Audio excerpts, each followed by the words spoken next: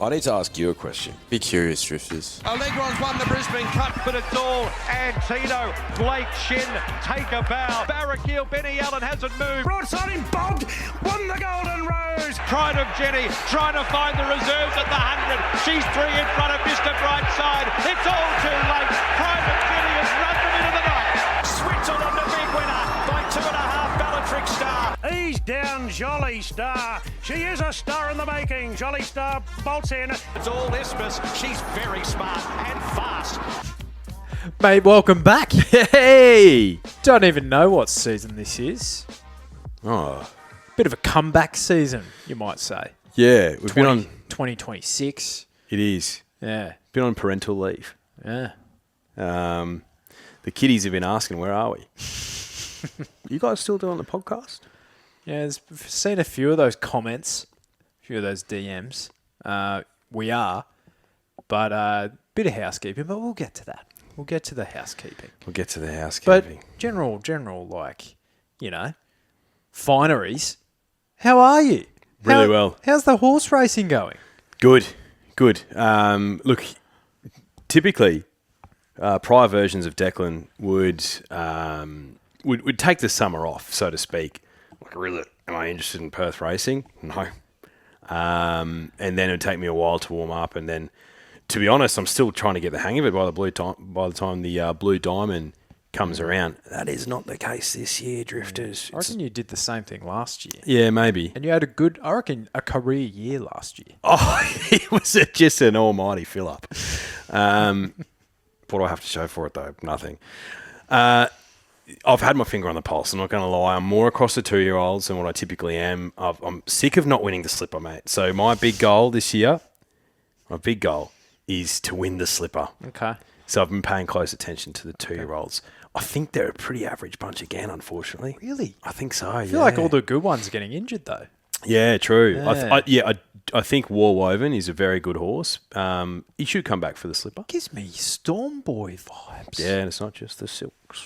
Yeah. But yeah, aside from that, life's good. Can't complain. What about you? Oh, mate, likewise.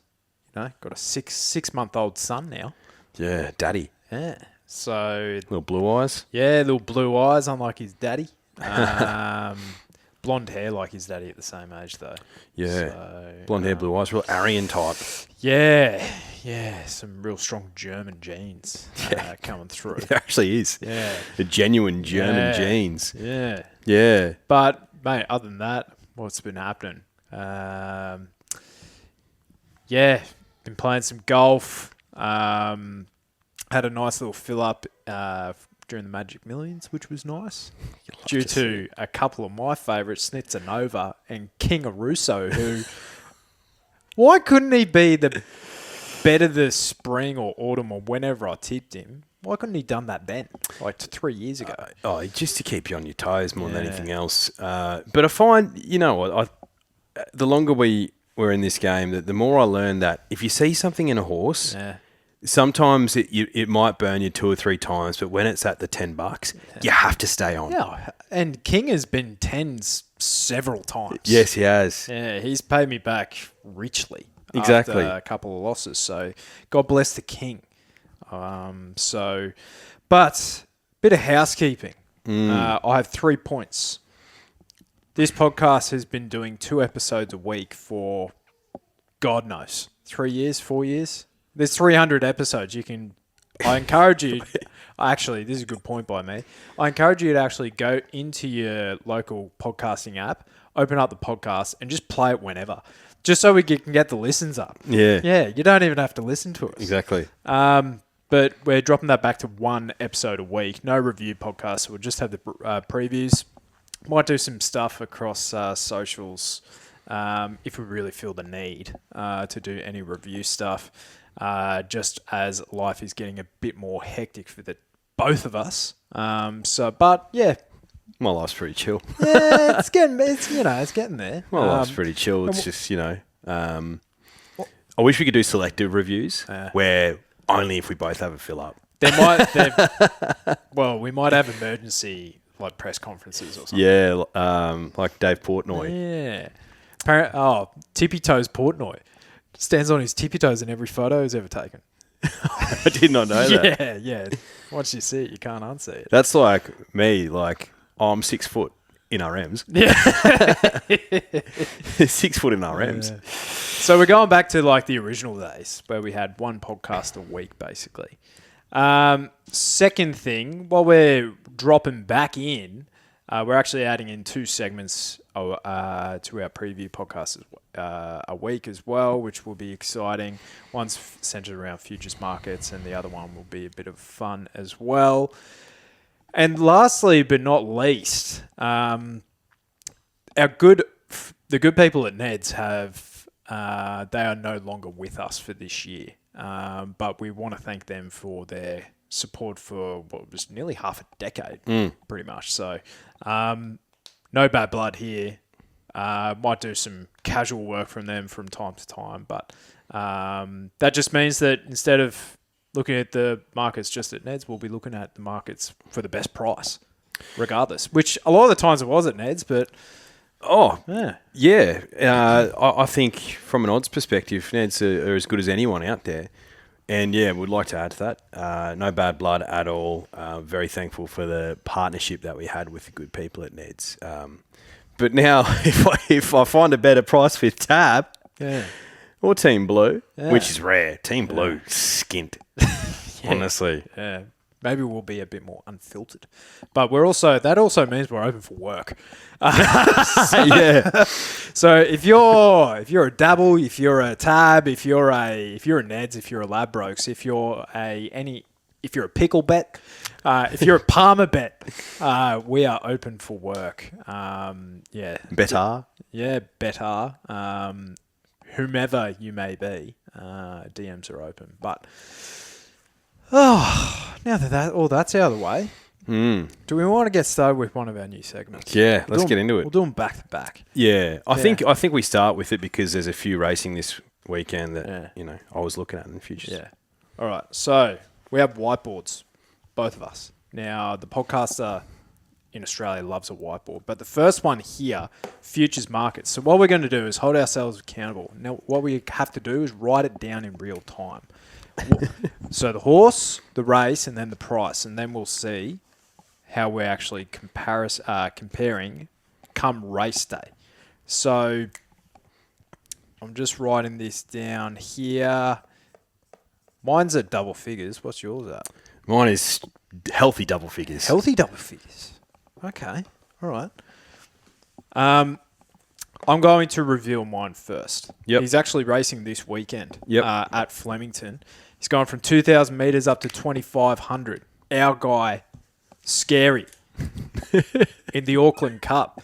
Mate, 3,200 metre contest over in New Zealand where he's probably going to be versing some absolute dross. And he through the line, first up, over 2,000, that was one of his better runs. Oh, mate, I thought it was good. And I think he's a live chance this weekend as well. He finally draws a gate.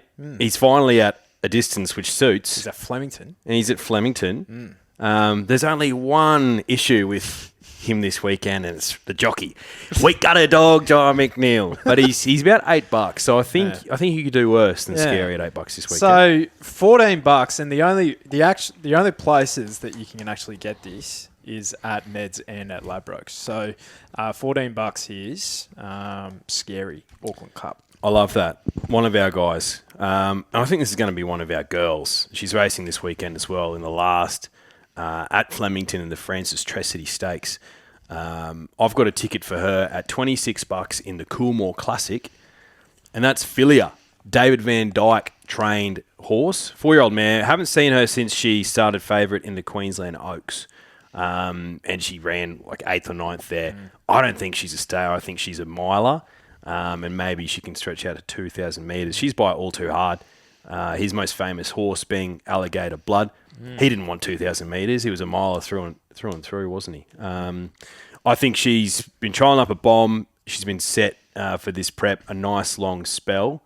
I think there's something to this horse. Ethan Brown on as well this weekend. He's just about my favourite jockey at the moment, Ethan Brown. So she's in a fair few markets. That's why you're getting a decent price. But I think that's a race for her. Okay. You love the Queensland Oaks as a bit of a identifier Jewess. Yeah. Gypsy Goddess. Yep. This girl. Yeah, I find that the Queensland Winter Carnival is fantastic for so many reasons. Yeah, that's true. I think it's just a great form reference for the next 6 months. And I think when David Van Dyke gets a good one, he knows how to look after him. He knows where to place him. She'll be ready to go first up. Okay. Like her this weekend. I like that. Okay. Now, our second segment each week. I've written mine down already. So it's racing resolutions. So basically, think of a New Year's resolution. What do you want to give up? And us as punters, we need to be better at recognising poor trends. And for me, it's centred around one stable, and that is Chris Waller first up. I can't do it anymore. I refuse. Now, obviously, some caveats here. You look at the Expressway? Yes. This weekend.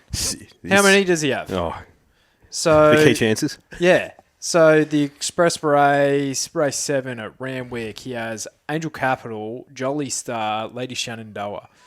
Now, all firm in the market. Sorry, Chris, can't do it. And a lot of the time with Waller horses as well, I feel like the ones that are an attractive price, they just need to run. Yep. I feel. Yep. But yeah, Chris Waller first up. Going to give it a wide berth moving forward. Yeah, look, we probably have different, what's the word that I'm looking for? Opinions. There's another word that I'm looking for. It's escaping me right now. Theories when it comes to Chris Waller. I think I agree with you to an extent, but how often do we see a Waller horse go bang first up off maybe one trial and then gets jammed into a $2 favourite second up and does nothing, or maybe runs a place, but it's probably disappointing against market expectations. There's a good example of that this weekend we'll talk about. But yeah, I've written down Waller second up after first up blitz. I wink splits. So I just find that sometimes you just leave them second up and maybe they'll blow out in futures market, and that third up or fourth up run is actually their grand final, and that's when you press the button. Yeah. But he's such a fascinating trainer, Chris Waller. There's a whole bunch of theories I've got around him, and you have to have a strong opinion with him because he's got so many fork-end horses in so many big races. What's the one this weekend, Autumn Glows, in the Apollo? Might as well call it the bloody Chris Waller Stakes. I think he's got 6 horses in the race. You don't like to see it. But Linda Man, Wooton Verney, Solar Spain, Autumn Glow, Eliana, and River Stars. It's a lot. So does he tell all the connections of every horse apart from Autumn Glow, look, at best you're running for second this weekend? Probably. A lot of some of them probably have, they're in the same horses, you know. Yeah, true. Okay. Good stuff though, mate. Yeah, work in progress. Some shopping. Yeah. I think that our audience will probably be more interested in the futures markets. Yeah, you'd hope so. Yeah. Yeah, you'd hope so. Yeah. Maybe we just give the resolutions to the punt eventually. It'll be our decision. Yep. All right. Hey, there's no outside forces influencing us. We're on no one's payroll. No. All right, let's start in Sydney. The Piero Plate. Now, 1,100 metres, set waste penalties for the 2-year-olds, which you don't typically see this early, I feel. But you were hoping that Kieran Starr was going to run around in the Millennium last week. I was, yeah. I've got a big opinion of this horse, Kieran Starr, the stable, particularly Kieran himself. I thought she ran super on debut, finishing in third. Drawn a nice gate here, and look, if anything in the 2-year-old races at this stage, you just probably want a bit of race experience. Best price for her at the moment's with Team Blue, $8.50. So I'll probably have a bet on her this weekend. Not in a big way, but if she wins this, she's probably found her way into a golden slipper. So good luck to the Sneesby Racing colours. Yeah. No firm opinion for me in that race at all. Race 6 is the Tab Light Fingers Stakes, 1,200 metres Group 2 for the 3-year-old fillies. Bit of speed up front here. Wooton Lass, Nepo Baby, Sunrays, who was doing some stuff up here once upon a time. Savvy Halley, who was okay first up. But Apocalyptic at $1.60 with Tab. I'm reading in the screen on front of me. Obviously, horse to beat here. Yeah, she is Apocalyptic, no doubt. Interesting listening to the stable talking about her. There's probably going to be a fork in the road for her this prep. Is she a sprinter? Is she a miler? What's your gut tell you? I think she's more of a sprinting type. I think so. Yeah, I think so. it's just so lucrative, this Princess series though.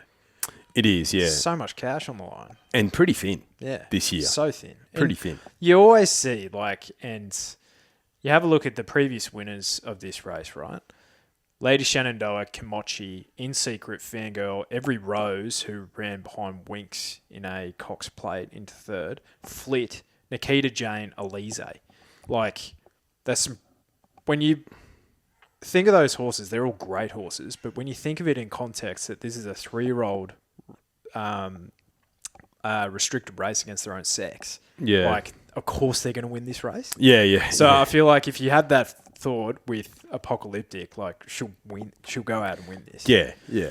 She's incredibly likely, I think. And you got to remember, last prep, she's so lightly raced. She did all that in her second prep. So I think, if anything, the spell's going to do wonders for her. She also had a trip down to Melbourne. I think the trip away will do wonders for her. So she should come out and win this. I like Sunrays, though. I think she was a little bit disappointing first start, but just had a blow, lacked a bit of fitness maybe. And I think Kelly Schwatter just wanted to have that race up here in Queensland before sending her down south. So you could do worse than $18 with Sunrays. She's 18s with Team Blue at the moment. So maybe I'll have a little each wayer. Okay. All right. Sabby Halley was a friend of mine once. Wasn't disgraced at the Gold Coast by any means. Grafter Burners was, the entire Brecky Creek was on Grafter Burners for that. He's a good horse. Yeah, he's all right. He's fine. He's a good horse. Yeah, but Savvy Halley, probably need to see her do it again. I guess at the $1.60, am I really going to bet on Apocalyptic? Probably not. That's not the type of operator I am. Race 7 is the Expressway, 1,200 metres, Group 2, set weights, penalties. Previous winners of this race. Magic Time, King of Sparta, my guy. Overpass, Savitiano, Elise. Elise is all over this. She's won, I think, 3 of the features in Sydney during her career. She only raced for 2 seasons. Yeah, phenomenal. Big girl. Big girl. Really big girl. Yeah. And trapeze artist. So, again, good horses win this race. There's a few good horses in this race, though. We talked about 3 of them. Angel Capital, Jolly Star, Lady Shenandoah. Who do you like at the 3? I like Angel Capital. I like Angel Capital. Jolly Star first up is so dynamic, and she could blow these away, and she's shown us that the last few preps. But I'm inclined to take $4.20 for Angel Capital, as opposed to the $2 whatever with Jolly Star. Sorry, who's that with? Is it Palmer Bet? Colossal Bet. Colossal Bet. My apologies. Look, I'm going to be honest. I'm probably going to be betting mostly with Team Green this weekend, so I'm just going to read the prices for Team Green. He's $3.90, Angel Capital at the moment. So I'm happy to be with him. He flies fresh as well. Angel Capital. He's got a nice draw. The only issue for him is he needs to get a Group 1 win this prep, right? So is he going to be fully wound up? Or is his target going to be, third up, fourth up, something else? If I was Chris Wall, I would have held him back a bit, avoid this lot, and maybe run him 2 weeks before an all-aged into an all-aged. You know what's so inviting about him this weekend is the set weights penalties as well, because he's getting 1.5 kilos basically off Jolly Star here from the Everest, and he was behind her by half a length. Draws a better barrier from her. That's probably the current deciding factor in it all. Yep. Because if you're on your Angel Capital resume is a Group 2 win defeating multiple Group 1 winners, Jolly Star and Lady Shenandoah, albeit a Group 2 win. That looks pretty good to me. I'm not a breeding guy. You know? It looks pretty good. Don't need the Group 1. If it wasn't for a good horse in Jimmy Star, he'd have one, but he doesn't. So, no, I'm keen on Angel Capital. How are you going to play it? I saw it similar, Angel Capital, but, you know, fuck the resolutions. Jolly Star in this situation, if she goes out and wins, so be it, my point of view. I kind of zig when I zag when everyone zigs with Jolly Star. I kind of jump on when everyone's off and vice versa. So I think it's telling that J-Mac's taken the ride over Lady Shenandoah as well. So that's the pick of the runners, I'd say. But yeah, Angel Capital's got something a bit special about him, and I think he is dynamic first up, undefeated. I do think that at the separates of penalties, he is weighted really well. Yep.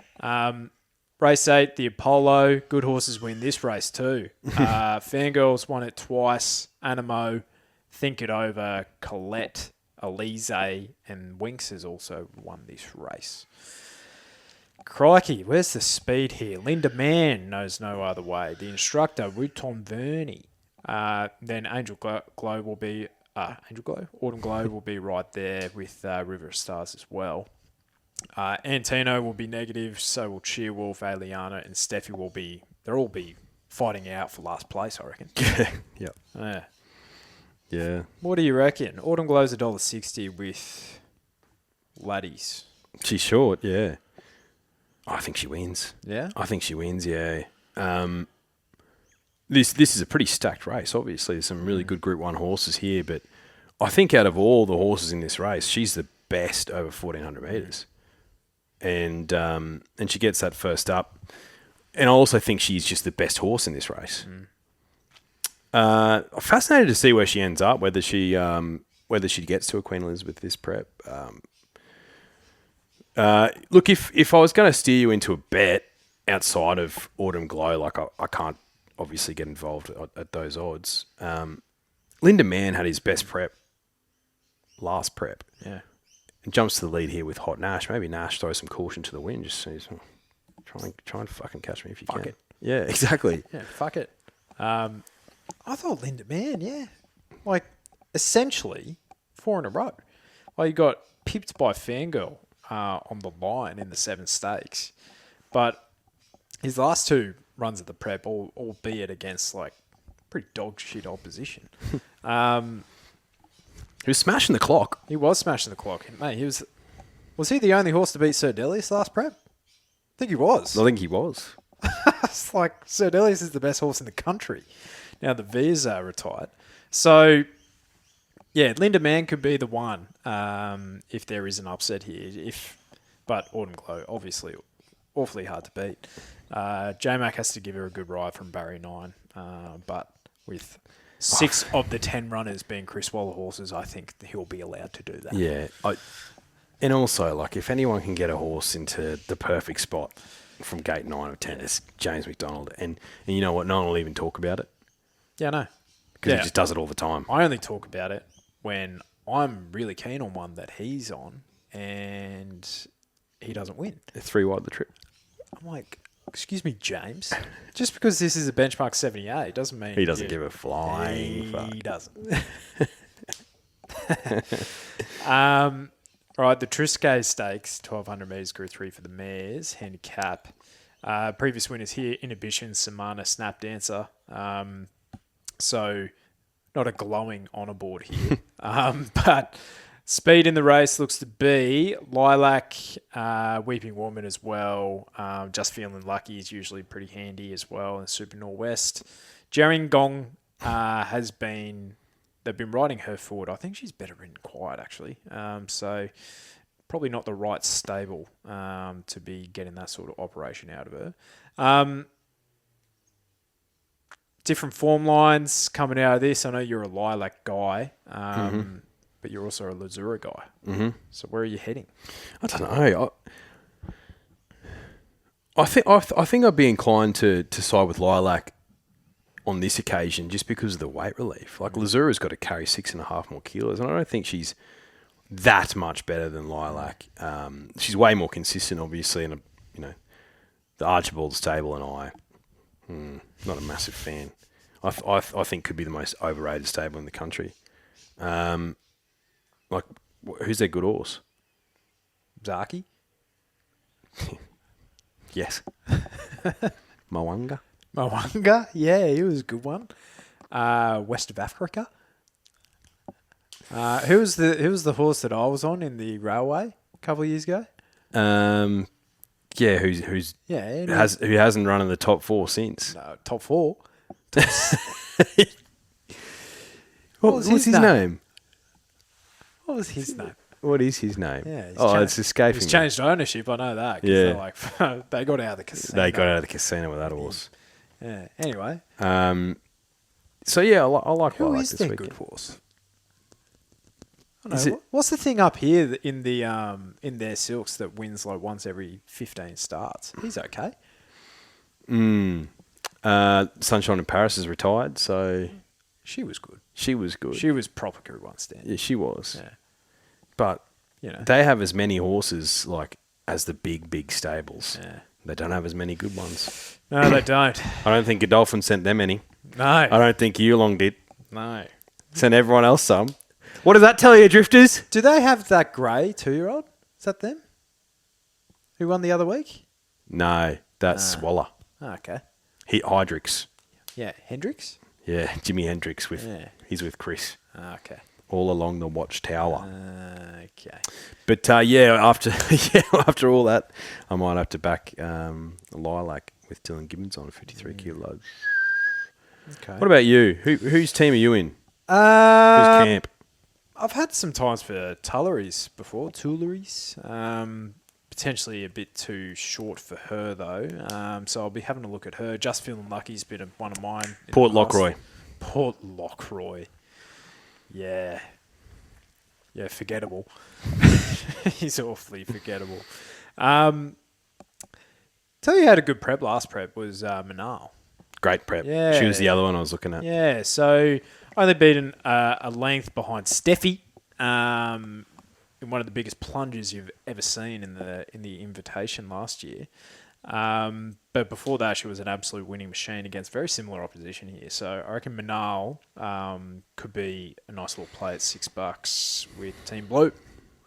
All right, let's have a look at Flemington, unless you had anything else in Sydney. No. Okay, good. Race 1 is the Talendert Stakes. Now, this has a pretty good honours list. So... Tentaris won this last year. Mm-hmm. Shining Smile, Aardvark, Mahaba, Ingratiating, Ole Kirk Microphone. It's great on all this. For a 2-year-old, it's like Ole Kirk's won a Golden Rose and a Caulfield Guineas. Mm-hmm. Doing his best work at stud. Microphone. Won a size produce. He won a size produce. Ingratiating. Didn't win a Group 1, but he won multiple Group 2s and 3s. Yeah. Mahaba should have won a Group 1 over in the West. He should have won a winner bottom. Yep. He won a Group 2 or 3 on Derby Day a couple of years ago. He did. 2021. Oh, no, he should have had him. It was stupid. I also bet on him at the Valley one night when I was there. Aardvark, haven't seen again, and Shining Smiles, one for the Hayes, isn't he? He is. Yeah. I'll be honest with you, I don't have any opinion. No. Okay. This is a watch and learn race for me. Look, Godolphin has a phenomenal record in this race, and I'll have keep an eye on the Autumn Sun filly, Autumn Lover, to see how she goes because the stable likes her. Good price in the market at the moment. If there's a little bit of specking, maybe I'll follow some people in, but more of a watch and learn.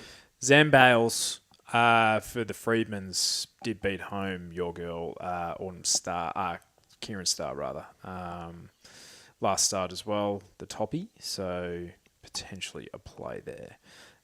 Race 3, the Desirable Stakes, 1,400 metre listed, set waste penalties for the 3-year-old fillies. Previous winners here, Chillicap, Roll On High, Rosita Espiona won this, and no restriction. For this race, I had Tango Jewel going forward with Mystic Rain and a bunch of others fighting for position. You famously loved the 1,400 metres. Oh, sorry, I'm looking at the wrong race. This is 1,400 metres. It is. Yeah, I'm just looking at the wrong race. Oh, though. right. Like the horses I was talking about aren't in the race that we're talking about. So, Matcha Latte, rather. Aaron Bay go forward with Just a Deal just behind them. Are you looking at the right race? The Desirable Stakes, race 3? Fuck me. Sorry, I'm That's going right. all over the place. You're in licorice all sorts. Yeah. All right, there we go. Sass Appeal going forward. Skywatcher, Privateer. Privateer, wasn't there like a big boom about him? No, you're thinking of Profiteer. Privateer. Big boom on a 100 to 1 horse. Sass Appeal is a horse with a lot of promise. Ole Dancer is a fair horse too, so they're similar prices just because of the weight difference. But I really like Sass Appeal, and also Danny O'Brien of late has been absolutely flying. So I don't have the exact stats in front of me, unfortunately, but he's been dominating the summer. Danny O'Brien, and this one I watched her win a midweeker and absolutely brained him. Also by So You Think So. Gotta love that. Mm-hmm. So I'd be keen to have her, but Ole Dancer could come out and brain them. But I know she's got the Group 1 win, but it's not like she was a filly last prep who was putting them to the sword every start. So maybe she'll need this to wind up. Yeah, I guess she proved something in that 1,000 guineas though, and maybe it was more so tempo related around that, where she was basically sitting outside of Apocalyptic and they were just fighting it out right to the bitter end. But I think Ole Dance is a hell of a horse. I think $2 is awfully short for her. So Sass Appeal, I think in her first prep, 4th run, that's given me the ick a little bit. The pony for me is Custom, number 3. I thought she was unlucky first up over the 1,200 metres, where she's only going to improve stepping up to the 1,400. I think Flemington's a big tick too. Never been to the track. She's going to eat that up. Yum, yum. 2 trials. Second trial was brilliant. First up, yeah, awfully unlucky. And I think she is going to be a nice bet here. $6 is a good bet. Jamie has been, as J-Mac would say, our mate. She doesn't know what she's doing at the moment. So Jamie needs to lift her game. That's not my words. That's his words. No. He's entitled to his opinion. It doesn't take much for her to turn her form around, though. No. Well, half yours. Poor. Brilliant rides. Hey, wasn't too long ago that she carved up the Autumn Carnival. Remember Hayasugi, Southport Tycoon? I remember all that. Carved up. Okay. Now, race 7 is the Elms Handicap. 1,400 metres listed. Wait for age. So Rise at Dawn won this last year. The speed map here, Matcha Latte goes forward from Aaron Bay, just behind, as I said just before, because I was previewing the wrong horses in the wrong race. I've had some time for Matcha Latte over the journey, more so when he's at like midway grand final grade in Sydney. But listed grade here, Frosty on board, not a bad run first up, behind Sandpaper at listed grade in Sydney. Potentially could be a play here, but keen to hear your thoughts. I found this a little bit tricky. I appreciate Sabaj coming up favourite because he had a really good prep last time in. I don't know what it is about this stable, though, when they've got a short price favourite. I feel like I can't trust them. No way. But it's not like he's $2, right? He's $3.80, so I could understand people being interested in backing Sabaj. Cafe Millennium has been flying since he's been with the Hay stable, but the Hay stable isn't flying at the moment. I think they before last weekend, their last sort of 30 or 40 Metro runners that only had 2 winners, which is, they're just not going well at the moment. Might have something to do with the fires at their property, unfortunately, but they're usually a stable you can trust a lot. But just a few question marks there, but all it takes is one weekend to turn your form around. And a 5-year-old gelding might just be like, you know what, bruh? I don't need to be pampered. Just get me to the races and I'll do a job for you. Ready to go. Yeah. Ready to go. Which you wouldn't usually say about Cafe. No, you wouldn't. You wouldn't. But this stable, different horse. Absolutely. Too short for Birdman. But there's a horse here who first up record is abysmal, but I like him over the trip at Flemington, and an almighty go for him on Derby Day. It didn't eventuate, which was a shame, and that's number 7, an Exudo. Never won first up, but really well placed here with a little bit of weight relief. I feel like he can run a good race here, and he's around double figures, so I'm probably going to back him this weekend in Exudo. I'd be happy if Sabaj comes out and brains him, because it's probably a genuine group horse. We've got Sabaj, so happy to see that, but I'm going to take him on this weekend. I'm going to side with my old mate Matcha Latte, just because. And matcha lattes are actually in vogue. They are. And he's a 6-year-old gelding, so he's before his time. He genuinely is matcha latte. I just think they taste like grass. Yeah, but it's the health benefits, mate. He's a horse, so, you know. What would he know? Yeah, He'd probably love it. He probably would love it. Yeah. Race 8 is the Lightning Stakes 1,000 metres Group 1 weight for age contest. Previous winners here: Skybird, Imperatriz, Coolangatta, Home Affairs, Nature Strip. No Nature Strip here, but not a bad little field. We have Baywalk, Mahuna, Military Tycoon going forward. Barraquil goes forward. My Gladiola to sit off him. Tentyrus at $2.40. What do you do with him? And then Benedetta, just making up the numbers. Tentyrus, $2.40. First up, 1,000 metres. He's short. Very short. He's short. Last time he was at the races, he didn't even race. No, he didn't. Sam Friedman came out and said that he's put on like 30 kilos. Yeah, maybe that's too much. But what if it's pure muscle? It never is. It never is with these colts. I reckon they said the same thing about Stormboy. Yeah, they did.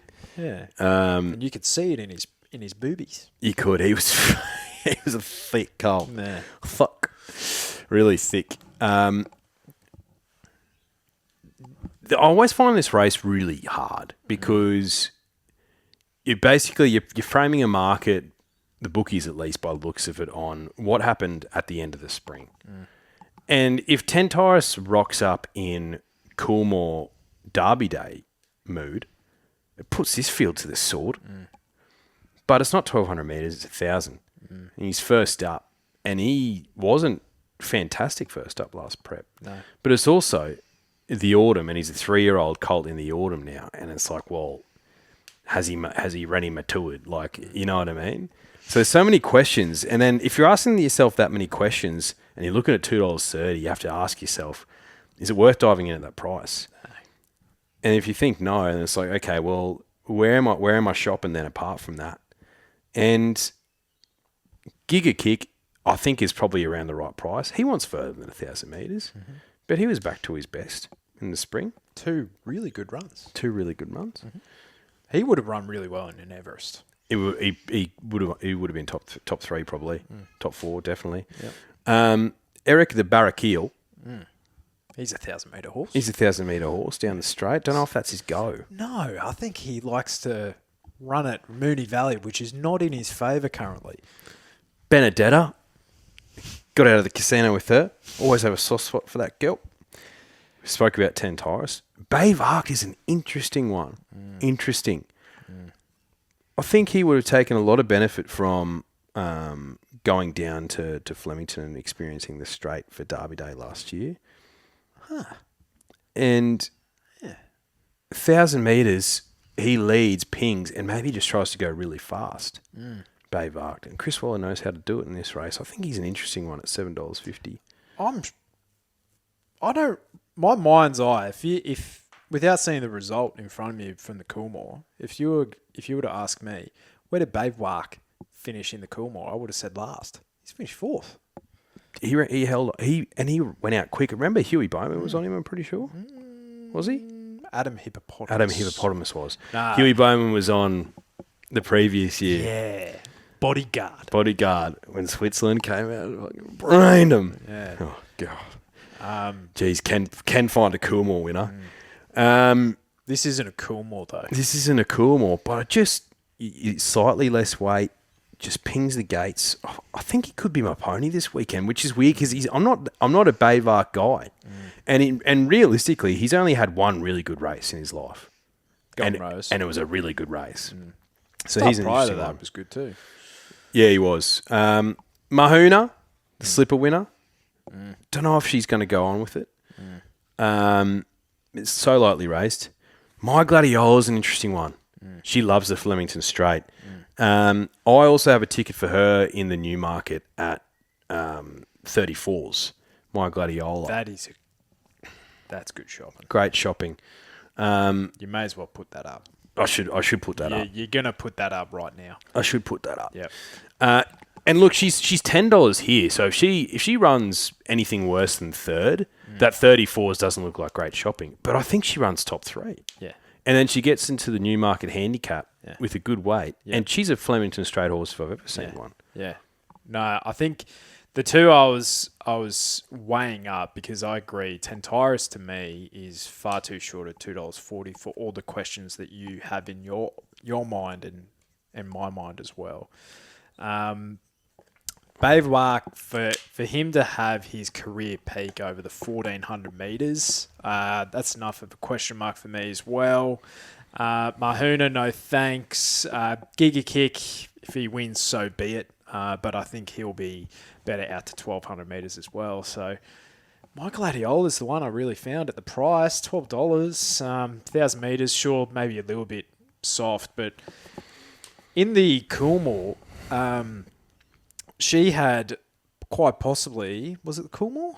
In the Coolmore, she drew barrier 1. Not the place to be. Do yourselves a favour, Drifters. Watch a replay of that race and only have eyes for My Gladiola. She had to do a stack to come across from gate 1. And guess who she was behind when the race really came on? Tentaris. And you don't want to be behind Tentaris at that stage of the race.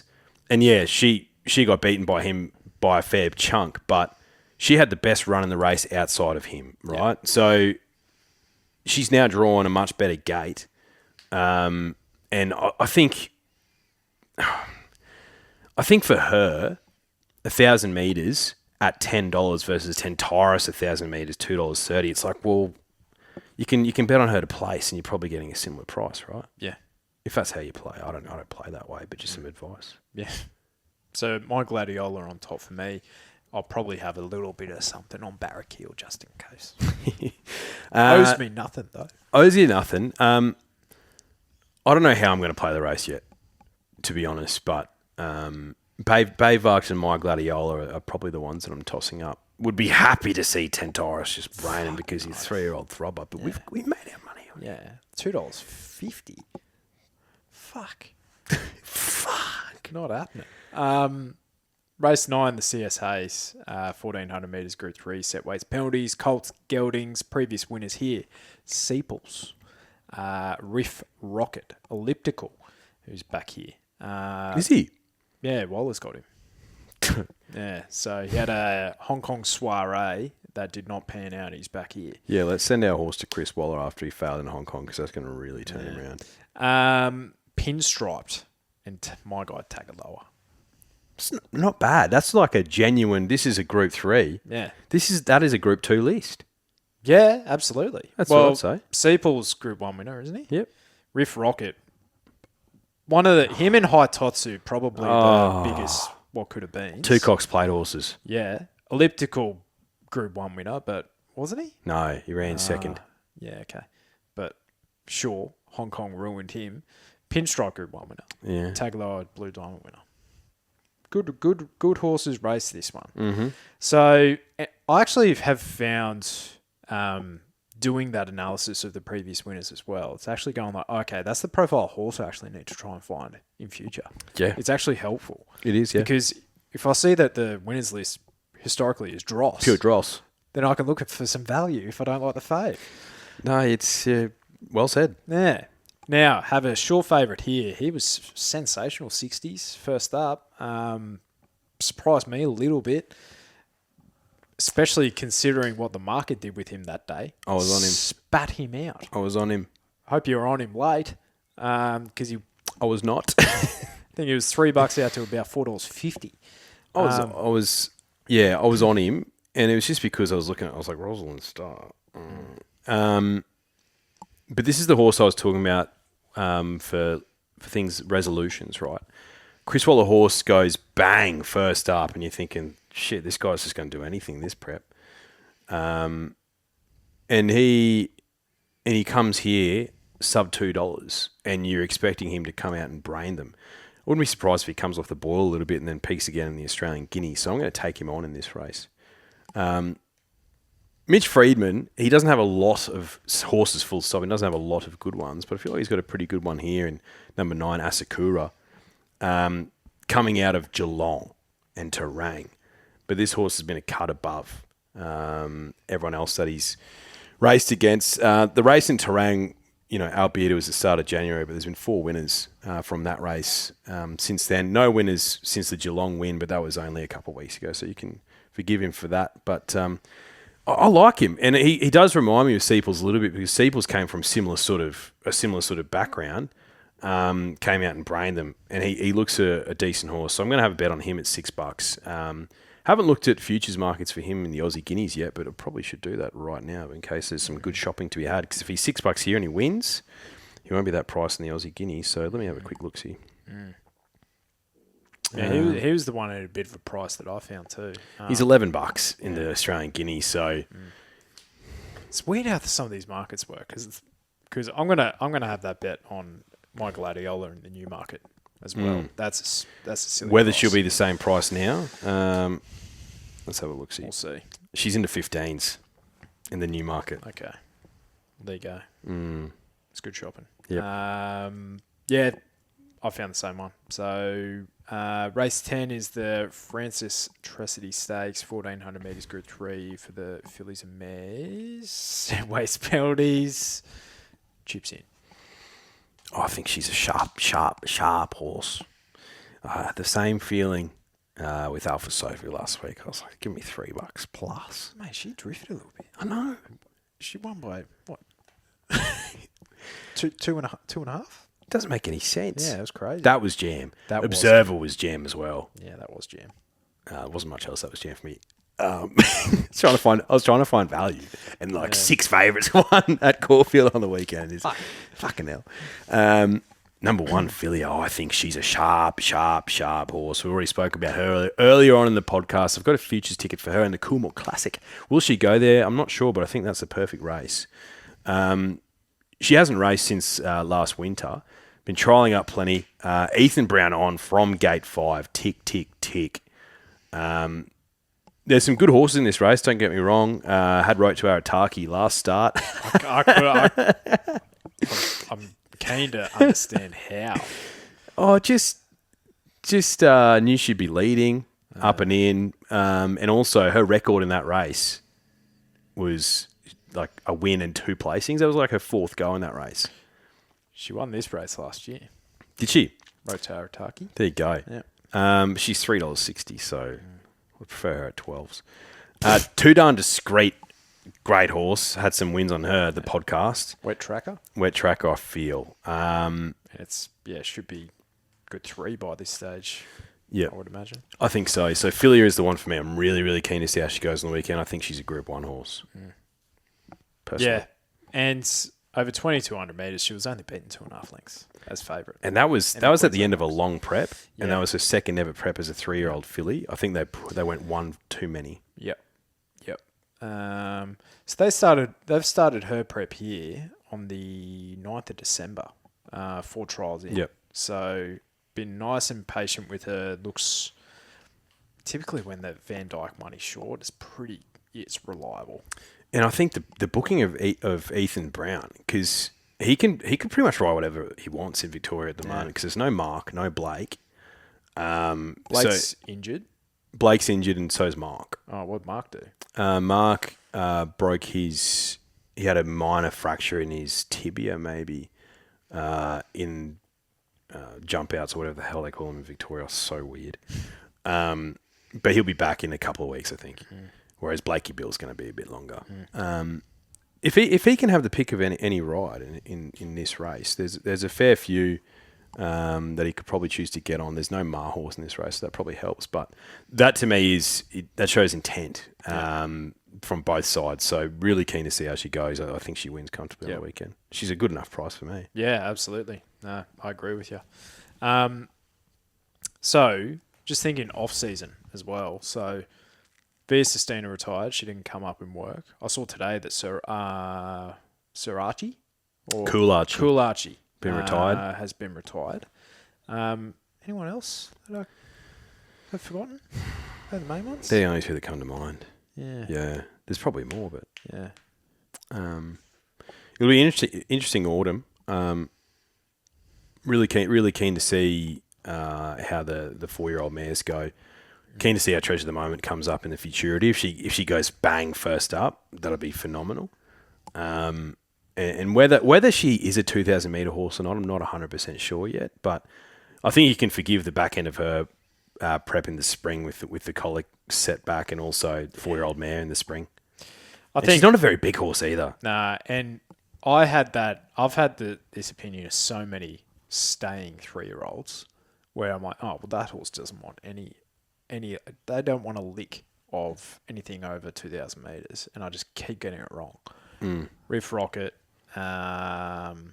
Observer in the Derby, her in Derbies or in Oakses as well. So I think 2,000 metres she should be okay though. Yeah. It's just against like the Tibbity Top, maybe not. But Tibbity Top, where's she going to race? Is she going to go to Sydney and take on Sir Delius? Probably try and keep her here, to be honest. Yeah. Who's the best horse in Victoria at the moment over a bit of a distance? Kitty Cat Tom? Yeah. How good was that? Mate, that was a nice little win by Kitty Cat. It was a good win because he used to be a bit of a kitten in those situations. Yeah. A Tom kitten, you could say. But now he's roaring like a tiger. Yeah, he's Kitty Cat Tom. He's a Tom man. Hey, they brained V8 into third and the race smashed the clock. Yeah. So that tells me, if you see all the horses in the back of that field around third, fourth, fifth, sixth, if they rock up in a benchmark race, fucking launch. And I think Feroce's in for a good prep because he ran so well. Whereas Kitty Cat Tom, Aussie Cup, big Flemington. He's a Flemington horse. Yeah. Where's the All-Star Mile, will he, this year? Flemington, isn't it? Yeah, so we go back to back. I think he very well could. Very well could. Yeah, he was he's a good boy.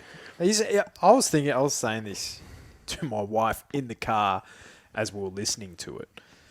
Because I heard Adam Olzanski say, oh, Williams is going to the inside. Oh, no, he's going to the outside. I'm like, oh, no, that doesn't sound good. Because I wasn't watching it. And he's a big boy, Kitty Cat Tom. You don't want to hamper him. No. I'm like, but I was saying afterwards, I'm like, I just have a real soft spot for that horse. I really like him. Yeah, good. You've got to have a favourite. Yeah, so he might be one of my favourites. Yeah, I like Kitty Cat Tom. And look, after it, Sam Freedman, he looked like the most relieved man in Australia. Like, Godolphin Group 1 winner enters his stable. We want to get him right. So he was okay in the spring, but probably a little bit disappointing. Well, he missed the first up runs. Yeah, they were chasing their tail. And it's cooked him. Especially in the company he was racing against. Yeah. That was why it was a good bet last weekend. He was. Going back to Treasure of the Moment quickly, one thing I'll remember for the rest of my life is Francesca Cumani talking about the size of her hooves. Before that race, before the Champions Stakes, or the Champions Mile, on Champions Day, where it was pissing down rain. She said, look, she's got really small hooves, which, doesn't tell me that she's a wet tracker, because obviously there's not going to be as much surface area when they're galloping on the ground. I was like, I've never heard that before, Francesca. You are beautiful. Cheerwolf must have big. I reckon he would. Big hooves. Big hooves. Yeah, but first up this weekend at whatever price he is. Don't back him until he's like third or fourth up. Third or fourth? Fifth or sixth. 6, 7. All right. We'll be back next week. Check the IG. We might do some to camera work. But yeah, we'll see you then. Hooroo. See you, drifters.